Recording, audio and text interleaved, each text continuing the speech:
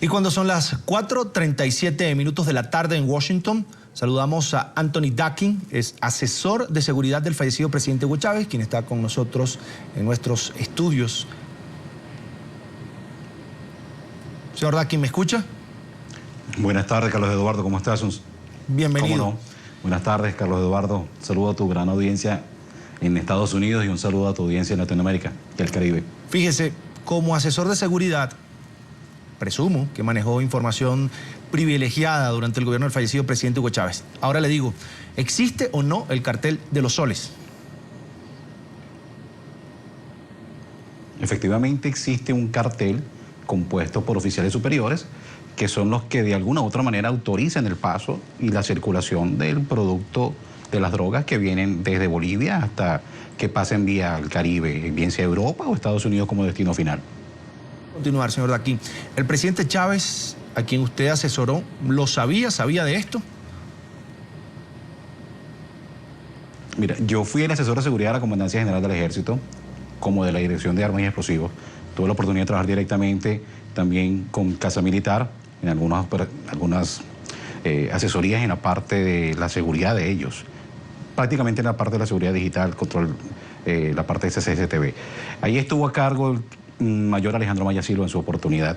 Obviamente Salazar formaba parte de los anillos de seguridad del presidente Chávez, hasta que fue una recompensa por haberse subido a la azotea ese día 12 de abril y ondear la bandera de Venezuela. A raíz de ahí el presidente Chávez lo abrigó y lo acobijó bajo sus alas.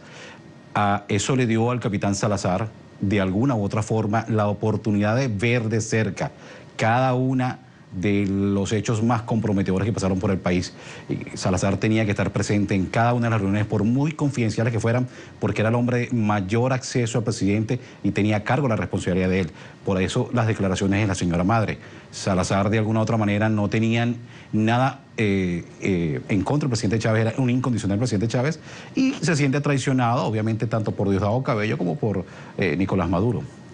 Antes de seguir hablando de la figura del capitán Salazar, de cómo él, pues hemos comprobado y ha comprobado quizás el mundo entero que sí estuvo cercano, estuvo incluso en el primer anillo de seguridad del presidente de la República, incluso se ve la diferenciación en las corbatas de los efectivos de seguridad que acompañaban al mandatario en sus diferentes actos, y uno de los más cercanos, por supuesto, era el capitán Salazar. Señor Dakin, hablemos de cómo funciona esta organización criminal llamada el Cartel de los Soles.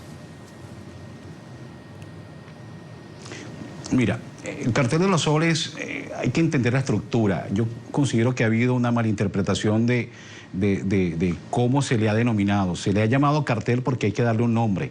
Tú no puedes determinar, pero es un grupo de oficiales superiores, oficiales obviamente con rango, estamos hablando de coronel, estamos hablando de generales de brigada, generales de división. Todo esto comenzó muy temprano. Esto era una organización muy pequeña que era manejada solamente por la Guardia Nacional. A los principios cuando el presidente Chávez comienza a operar en Venezuela, en el año 98. Ya en el año 2001, cuando pasan los primeros acontecimientos donde algunos oficiales de la Guardia Nacional, algunos coroneles, pasan a ser detenidos, se sospecha que estaban involucrados en cargamento de droga. En ese momento el presidente Chávez toma la determinación de que había que hacer algo, y es cuando involucra a los otros demás componentes al resguardo de la nación. Y en ese resguardo del territorio, obviamente, cuando se tienen los teatros de operaciones, en aquella oportunidad, estos oficiales superiores tuvieron la posibilidad de entrar en contacto con lo que ellos llaman brokers o lo que ellos llaman dealers. La droga llegaba hasta Venezuela. En Venezuela un tercero era el que se encargaba de hacer la negociación directamente con estos oficiales, y estos oficiales lo que hacían simplemente era informar en cada uno de los puntos de control alcabalas. Mira, hay un vehículo con las siguientes características, por favor, necesito que le des un apoyo logístico al vehículo hasta que el vehículo llegue a su destino final. Eso obviamente trae como contribución y retribución un pago. Ese pago después distribuido en toda esa línea de distribución de todas las personas que estuvieron involucradas. Por lo general, esto es algo solamente a nivel superior. Los oficiales que están por debajo de esos rangos simplemente tienen que guardar silencio. Ellos saben que algo no está bien, y ellos saben que está ocurriendo una operación que está al margen de la ley. ¿Por qué razón ese vehículo pasó sin ningún tipo de requisición?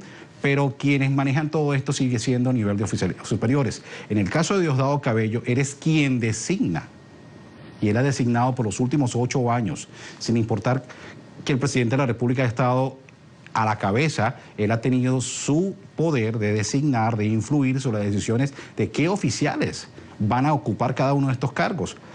Hay algo que llama la atención. Con la salida de la DEA en el año 2006, los teatros de operaciones dejan de existir en Venezuela. Y es cuando ellos tienen la posibilidad de ver incrementado su patrimonio. Y cuando digo incrementado su patrimonio, estamos hablando de los oficiales. Estamos hablando de oficiales superiores que han ocupado puestos claves en cada una de estas guarniciones. Ya el teatro de operaciones no funcionaba, que tenía de alguna u otra manera forma de proteger la frontera. Venezuela y la Fuerza Armada Nacional se hace de la vista gorda, y al hacerse de la vista gorda, todos estos carteles y toda esta influencia pasa directamente por Venezuela, ante la mirada inédita de cada uno de estos oficiales. Y es la forma como funciona el cartel realmente. Precisamente le quería preguntar por la salida de la DEA de territorio venezolano. ¿Se puede decir entonces que fue ese cartel organizado en diferentes cargos de importancia dentro tanto de la Fuerza Armada como político que llegaron quizás al despacho del presidente de la República, entonces Hugo Chávez, y pues le llenaron la cabeza de algunas ideas extrañas respecto al trabajo de la DEA y precisamente buscaban que saliera del país? Mira, los que tuvimos la oportunidad de trabajar de cerca con el presidente Hugo Chávez y conocer al presidente Hugo Chávez y manejar lo que es la parte de seguridad, hay algo cierto en toda esta historia, y es que al presidente Chávez se le ocultó muchísima información que tenía mucho peso, información que era primordial que él manejase, y le dieron la información muy manipulada. A raíz de esa información manipulada, obviamente, ¿quiénes se beneficiaban de esto? Ya eran los oficiales de otros componentes militares, estamos hablando del Ejército, estamos hablando obviamente de la Guardia Nacional, que de alguna u otra manera ellos necesitaban que esa vigilancia que tenía la DEA en Venezuela pasara a un segundo plano. Y eso es lo que ellos contribuyen, obviamente, para que se haya el deterioro. Y a través de información, informes que no fueron muy bien manipulados porque no manejaron la cordura ni la verdad, en su momento el presidente Chávez tomó la determinación de expulsar a la DEA. Y la expulsó con el pretexto de que estaban espiando y todo lo demás. Mira, simplemente lo que estaba era afectando una unidad de negocio de una cantidad de oficiales. Estamos hablando nuevamente de coroneles, estamos hablando de generales, y por eso se le llama el cartel de los soles, porque por lo general siempre es, en todo lo que es la organización militar, el mando y el rango, obviamente en general, tiene muchísimo peso. Y esa es la razón fundamental por la cual, obviamente, la DEA sale de Venezuela. A su juicio, en su opinión, ¿qué cree que pasó con el capitán Salazar? Y se habla también, señor Daquín, de 8 oficiales más que también habrían desertado, huido del país precisamente para negociar con la DEA. ¿Qué pudo haber pasado allí? Yo voy a tomar una responsabilidad bien grande en esto, con las declaraciones que voy a dar. Quiero dejar claro que es mi opinión personal, no es basada, pero yo he tenido la oportunidad de conversar recientemente y contactar a algunas de las personas con las que yo tuve relación en Venezuela, con la cual todavía mantengo información, una línea abierta de comunicación en algunos puntos. En el caso del capitán Salazar, mira, es un hombre del cual no hay que dudar. La honorabilidad del capitán Salazar es un hombre que inclusive, si tú revisas su patrimonio personal, él no tuvo la oportunidad de enriquecerse. Este fue un señor que realmente tenía un amor por un señor que él vio que de alguna u otra manera, estamos hablando de Hugo Chávez, se vio afectado, no fue manejado de la forma correcta, lo tumbaron del poder, lo derrocaron del poder, lo volvieron a colocar. Y esa es la forma como Salazar, él veía al presidente Chávez. Él estaba casado con una idea política, con un modelo político. ¿Qué sucede hoy en día con el capitán Salazar? El capitán Salazar fue testigo primordial, clave, de las operaciones, de las decisiones que se tomaron alrededor del presidente Chávez. En esos 12 años, él tuvo la oportunidad de ser testigo presencial, de visualizar. En reuniones con altos mandatarios, quien estaba inclusive en esas reuniones era Salazar. Es por eso la importancia que tiene el capitán Salazar. El capitán Salazar tiene una importancia sumamente grande dentro de todos estos procesos. Pero también hay que darle cabida a la esposa de Salazar, la capitán Linares Leal, obviamente, que es su reciente esposa del Ejército.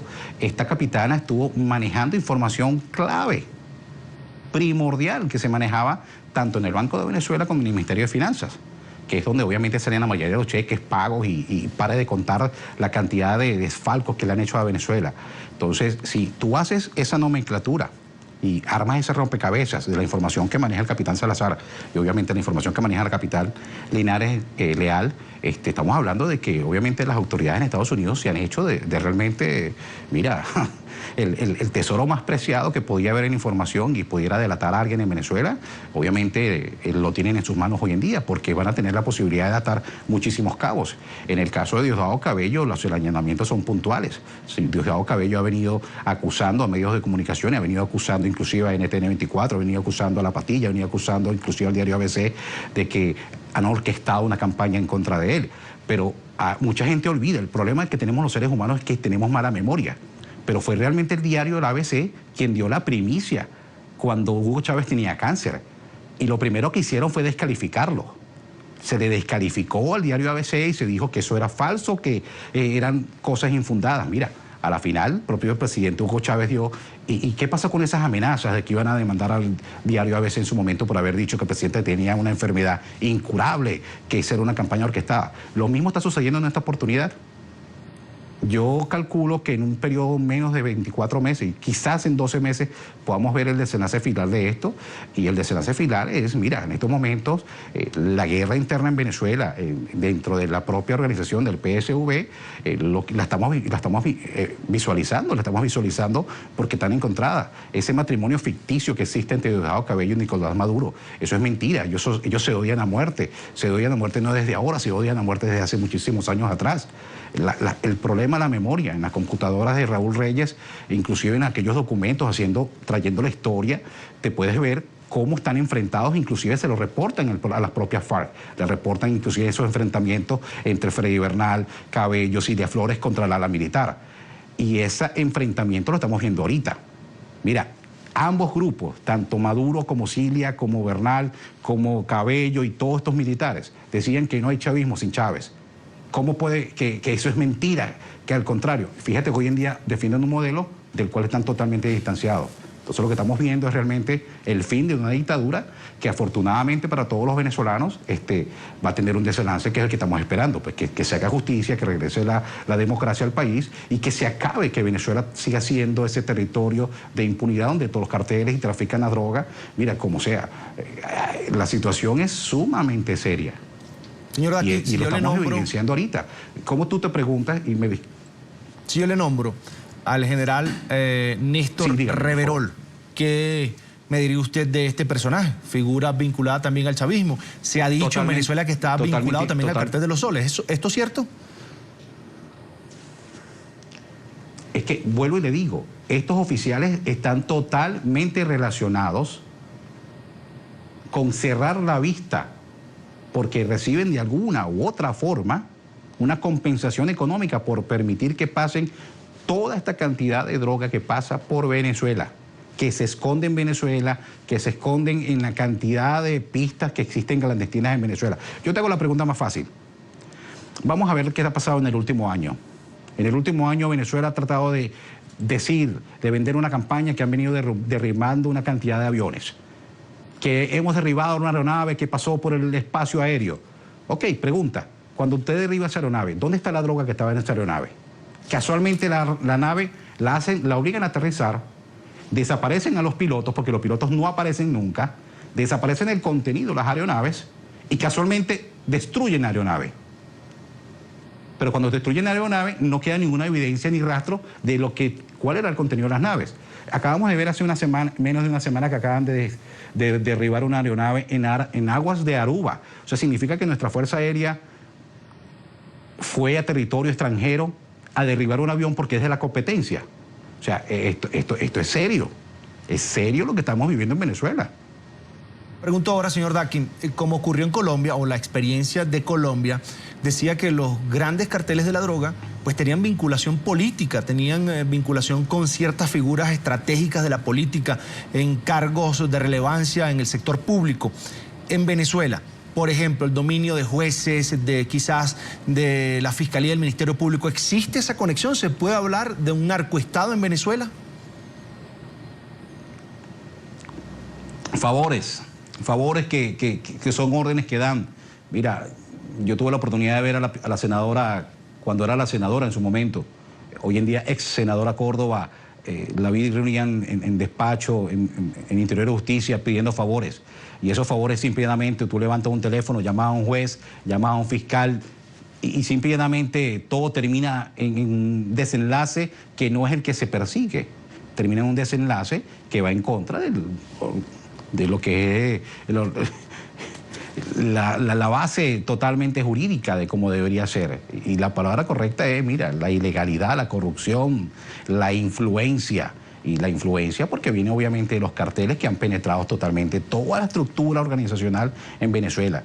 Totalmente. Mira, hay una cantidad de pruebas que son contundentes. Yo considero que hablar en estos momentos y señalar directamente quizás puede hacer un perjuicio en cuanto a las investigaciones que están haciendo las autoridades americanas, pero más allá de ahí va a salir todo a flote, va a salir la forma como inclusive no solamente existe en el ala militar, sino en el ala civil, como altos funcionarios están involucrados en temas de esto. Sin ir muy lejos, Tarek El Aissami, cuando era ministro del Interior de Justicia, la cantidad de documentos de identidad que le facilitó a personas que haciéndolas pasar por venezolanos cuando no eran venezolanos ni por nacimiento, ni habían cumplido los requerimientos para ser venezolanos, ni para tener ese documento de identidad, y que eran al margen de la ilegalidad, que viajaban con toda tranquilidad por muchísimos países. Mira, y esas son denuncias que yo he venido formulando, y hay otros gobiernos como el gobierno de Canadá, como el gobierno de México, que también lo han venido manifestando, porque han capturado a las personas en los puntos fronterizos y resulta que su huella dactilar no coincide con algunas bases de datos y la cantidad de cosas. Pero estamos hablando de una persona, un ciudadano que porta un documento que es legal, un documento que dice que el país que él está representando es el país que le emitió el documento de identidad. Entonces, cuando yo te digo que ha penetrado todos los márgenes, comenzando con Tarek El Aissami, como él y toda su red de distribución hacia Europa, con estos grupos terroristas, con ETA, con Hezbollah, con todos estos grupos que hacen vida hoy en día en Venezuela, en la isla de Margarita, en los llanos de Venezuela.